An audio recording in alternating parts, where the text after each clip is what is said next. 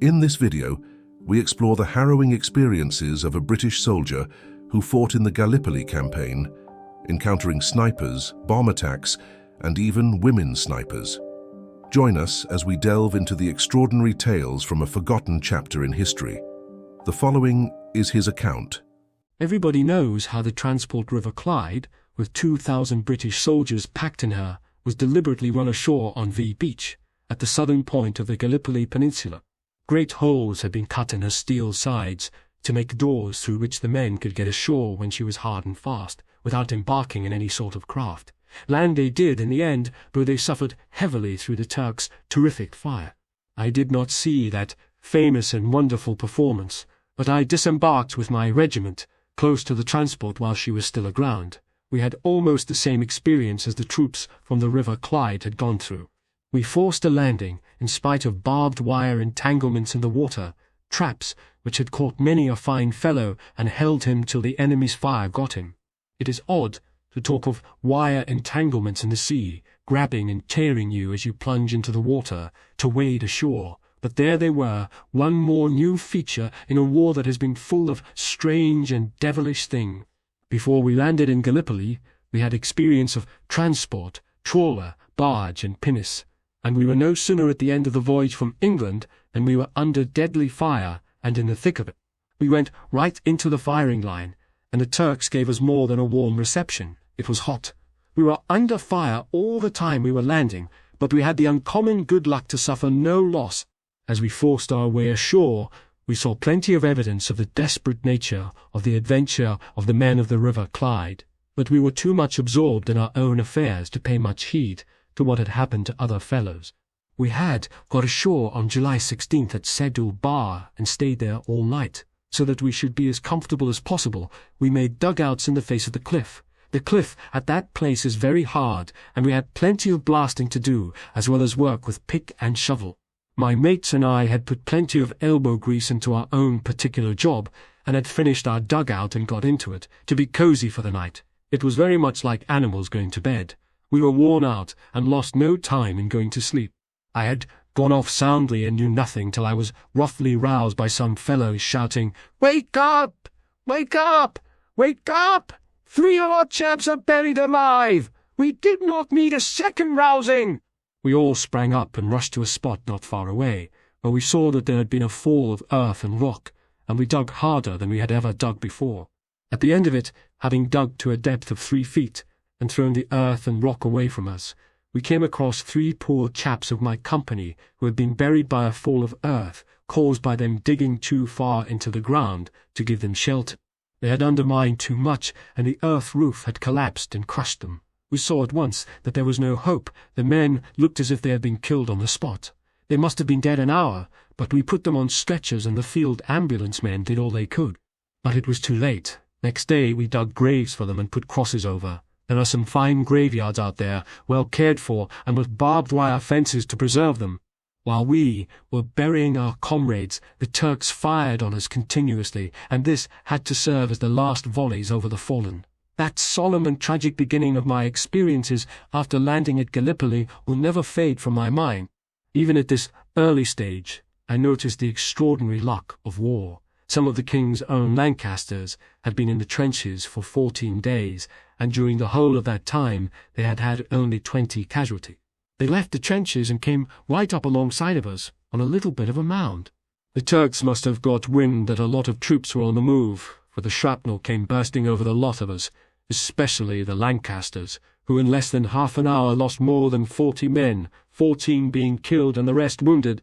4 or 5 of our own fellows were hit, so that we escaped lightly and were able to send our stretcher-bearers to give a hand in getting the wounded soldiers to hospital. The burying alive of men and the loss of men who had spent a fortnight in the trenches unscathed were the things I saw when I was spending my first night in Gallipoli, so I can very fairly say that we landed right in the thick of it. It was a hot start, and it did not get cooler, for on the following morning, when we were on the way to the trenches at Archie Barber, we were under constant shrapnel fire. We crawled and crept up as best we could, using roads, or rather tracks, which had been made by the 29th Division. It was fearfully hot, we were heavily laden, and there was nothing but prickly scrub and rock and stifling dust about and bursting shell all the time. But we forged slowly ahead, making the best of it, and thankful when we got into one of the little ravines which abound there and make first-rate natural trenches, thankful because we got shelter without having to dig for it.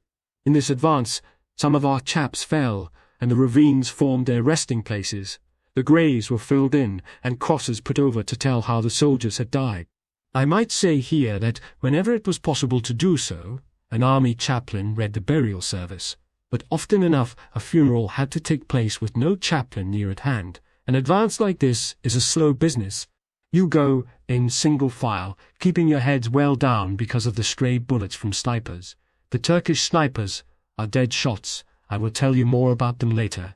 At the end of our dodging and ducking and crawling in single file, we got into a support trench, and I began to breathe a bit more freely, because I thought that here at any rate I was safe.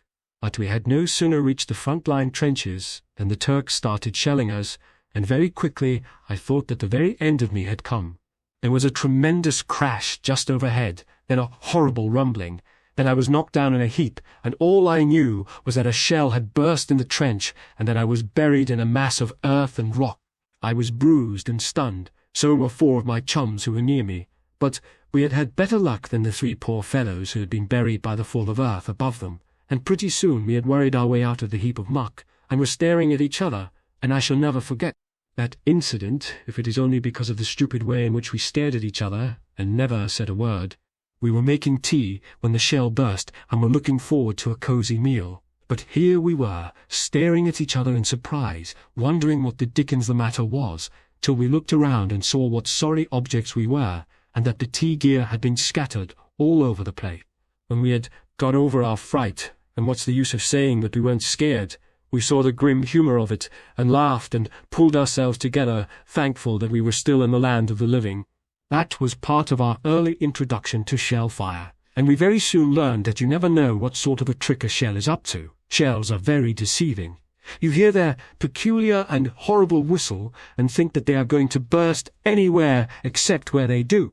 When we had pulled ourselves together, we left our shattered trench and went into another part of the trench to pull round a bit and get out of the shrapnel bombardment. But within 3 hours we were back again and settled down, wondering what the coming night had in store for us. We were in for another surprise, though at that time, of course, we did not know it. This surprise took the shape of an attack upon us by hand grenades, or bombs. It was pitch dark, but the blackness was lit up near us in patches, caused by the explosion of the bombs.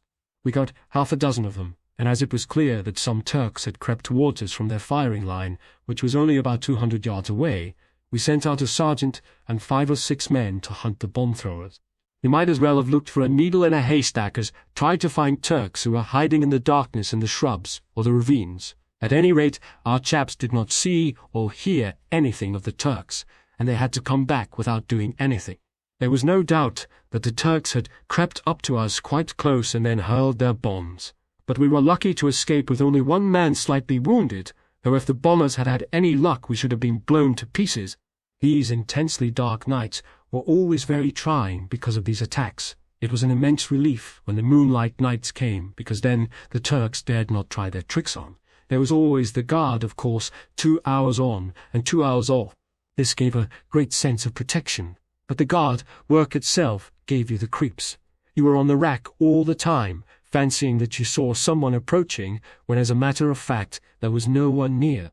There was always the chance, too, of being picked off by a sniper who used horrible explosive bullets. One of our men was struck down, and when we went up to him and removed his helmet, we saw at once that an explosive bullet had been used, for the skull was completely shattered. You could always tell when these awful things had been used from the appearance of the sandbags. The bullets would strike and explode and smash the sandbags so badly that it took us all our time to make the damage good. You dare not put even a periscope above the trench. If you did, a sniper got a bullet through it before you knew where you were. It was all tremendously exciting, and there was never a chance of being dull or downhearted. The system of trenches was amazing, turning and twisting everywhere in the most wonderful manner. We made the most of these complications too, by naming the trenches Oxford Street, Regent Street, and so on, with Clapham Junction and the like, for important junctions of trenches of trenches. These names, which were chalked up or put on boards, were most useful in helping you to find your way about, and sometimes very amusing misunderstandings arose. "Do you know where Oxford Circus is?" a chap asked me one day. "Rather," I told him, proud to throw light on his ignorance, and I began to tell him, till he cut me short by snapping that he wasn't talking about London, but the trenches. We got many a good laugh out of these little misunderstandings, for out at the front you are always ready to make the most of the smallest joke. You needed all the cheerfulness you could get, too, because of the awful sights that constantly met you and the endless peril you were in. I shall never forget one of the very first things my eyes saw in those opening days of my campaigning in Gallipoli. We got to the spot at Baba where the Munsters and the Dublin Fusiliers, during a gallant advance, had been enfiladed by machine-gun fire and literally mown down. From the trench we had occupied we could see the men lying just as they had fallen, while trying to take cover. There they were, on the open ground, absolutely riddled with bullets, and with their packs on, and their rifles and bayonets and everything else. They had been lying there for about a fortnight, because it was impossible to do anything in the way of burying them, owing to the enemy's incessant fire and sniping. Things hereabouts were particularly horrible. We went into a Turkish trench that had been taken, and started to make a fire trench. We pulled away the old sandbags and dug away at the parapet with our picks. There was a horrible stench, but we were used to smells and did not take much notice of it till we found that the picks had a lot of foul stuff on them, which we could not account for.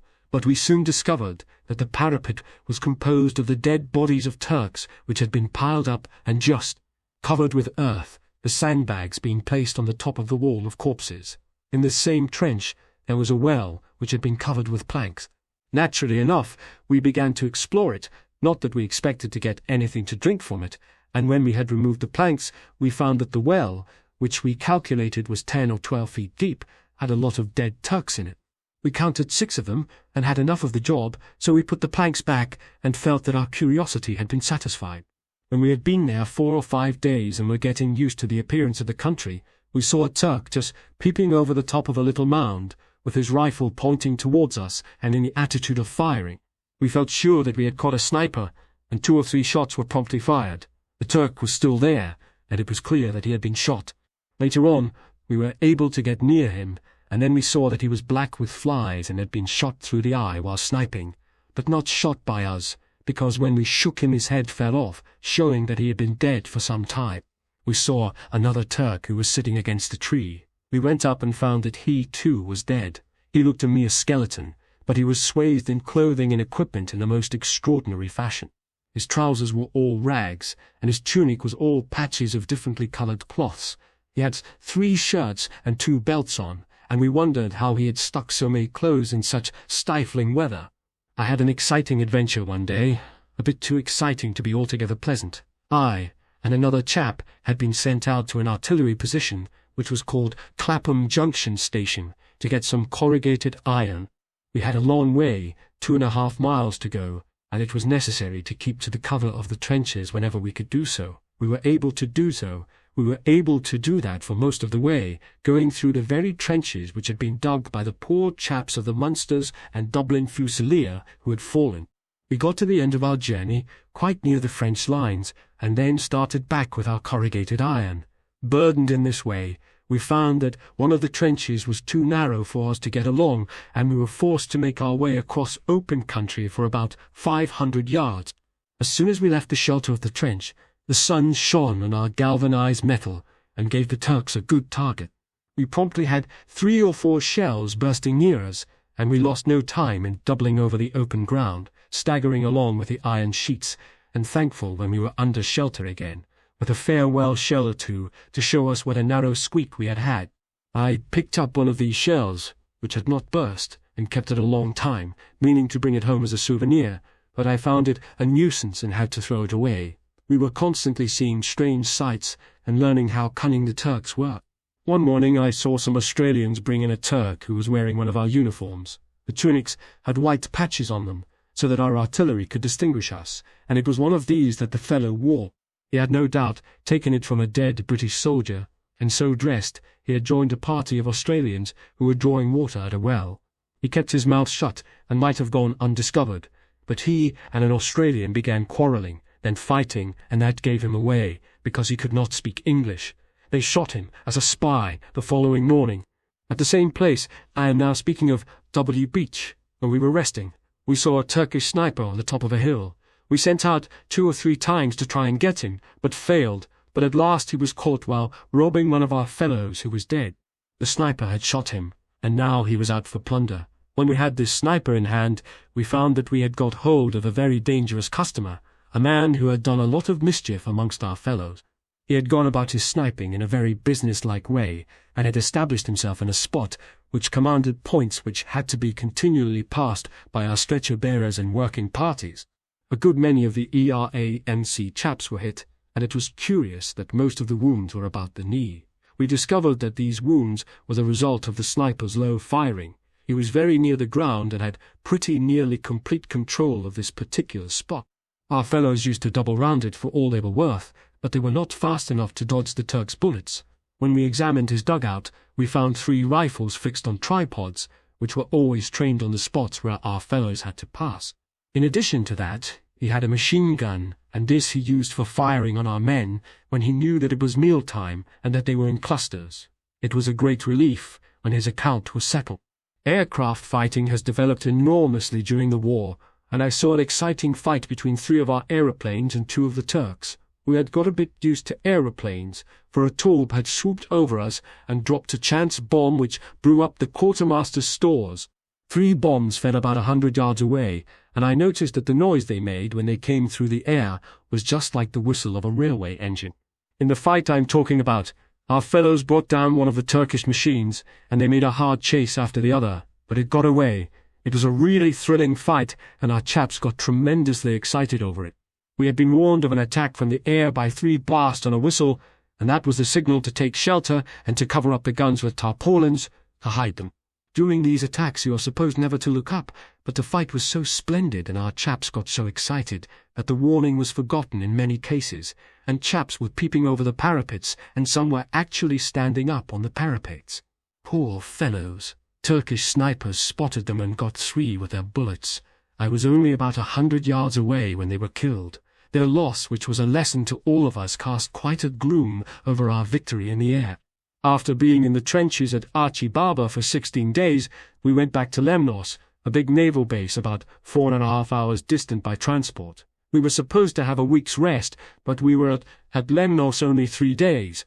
At the end of that time, we went back to the peninsula and landed at Anzac and went straight up to the firing line, which had been made at Chuluk Bar, and our regiment got absolutely cut up. It was one of the things that will happen in a war like this. We had gone up into the trenches and nothing much happened while we were there. After our spell in the trenches, we were taken up into a gully for 24 hours rest and sleep. We were in high spirits at the prospect of such a change, and we took our equipment off and made a few dugouts and got into them and settled down, and very comfortable and contented we were. But our rest and peace were smashed at dawn on the following morning, when we were thrown into confusion by a heavy Turkish attack. The Turks had advanced into the firing line on the opposite side of the hill. There were plenty of them, and they had machine guns, while we were quite helpless, having no rifles nor equipment. Indeed, many of us had not even our jackets on, as we were taking it easy. It was quite a stampede for the time being, and someone passed the order, every man for himself. It was a mistake, I am certain, but it added immensely to the confusion. That awful alarm caused some of our unarmed chaps to make a bolt for it, the result of temporary panic. And now came one of those splendid bits of work which are the pride of every regiment, and which no one can do better than British soldiers. The adjutant, Captain Belcher, rallied about 70 of the men. He pulled them together, put heart of grace into them, and shouted to them to get their rifles and bayonets and follow him. There's nothing like an heroic example at such a time. The little band rallied round the adjutant, and with wild cheers and a gallant rush they hurled themselves upon the Turks, and such was the suddenness and fury of their attack that the Turks bolted like children, and big, hefty chaps they were, with our fellows, some of them almost as small as dwarfs, tearing after them with the bayonet. In this furious affair, one of our men got wounded and could not walk. The adjutant picked him up and began to carry him away. As he did so, the Turks opened fire on him with a machine gun, and he must have been riddled. I never saw anything more of him. At the same time, Lieutenant Ratcliffe, who had been wounded, was being carried off on a stretcher. He seemed to think that the chance of escape was hopeless, and so he said to his bearers, "Put me down and look after yourselves, boys. I shall be all right." It was a hard thing to do, but the men obeyed, and all of us who could do so got away from that fatal spot, which we were far too weak to hold, in spite of the success of the adjutant's rally, and at last we got back to the beach. It was then that we compared notes and heard of what had happened in various places, and the roll having been called, we supposed that every man who could escape had reached the beach.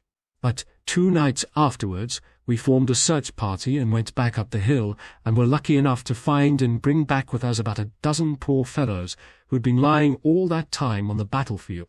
From this rescue we supposed that there must be other men alive at the top of the hill, but there was no chance of reaching them in the daytime, and we could not go at night, for the searchlights from our own warships swept the hillside and lit it up so brilliantly that any search party would have been shown up to the snipers. So we did no more, and soon we were forgetting, for we were hard at work on fatigue, helping the engineers to build a new firing line, a trench about 1,400 yards long. Then happened a thing so strange that it seemed beyond belief, like men rising from the dead. 15 days had passed since the fight, and no one dreamed that there could possibly be survivors. Yet there appeared at the beach headquarters 2 terribly worn and haggard men, Lance Corporal Scott of my company, and Private Humphreys, another of our chaps. We were amazed to see them, and far more amazed to hear their story, which was that they and Private Head had been up in the hill for 15 days and nights, unable to get away, and living on the biscuits and water that they had taken from the haversacks and bottles of dead men. The Turks, they said, used to pass them and shake hands with them, but would never give them any food or water. The 3 used to grope about in the daytime to get food and drink, and the Turks sniped at them whenever they got the chance. Head was quite unable to escape, having had 2 bad wounds.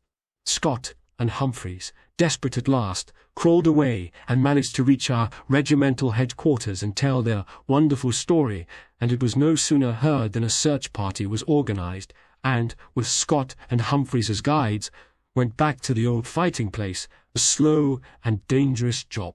On the first night they found nothing, but on the next night the relieving party came across 3 fellows and brought them down. Head was amongst them. He had been out getting more biscuits and water, and while doing so his right arm was smashed by a machine gun which was trained on him.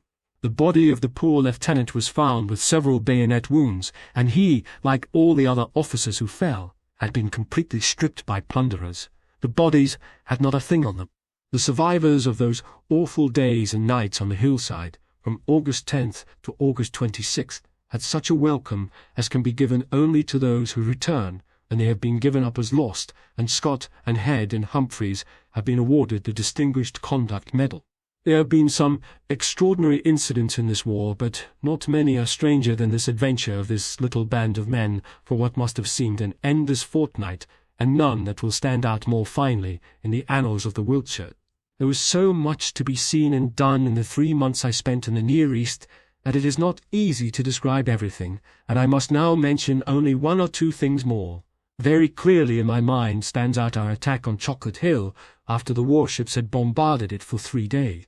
We watched the naval guns at work and saw the terrible havoc they caused. Many a Turk we saw flying up in the air when the shells burst.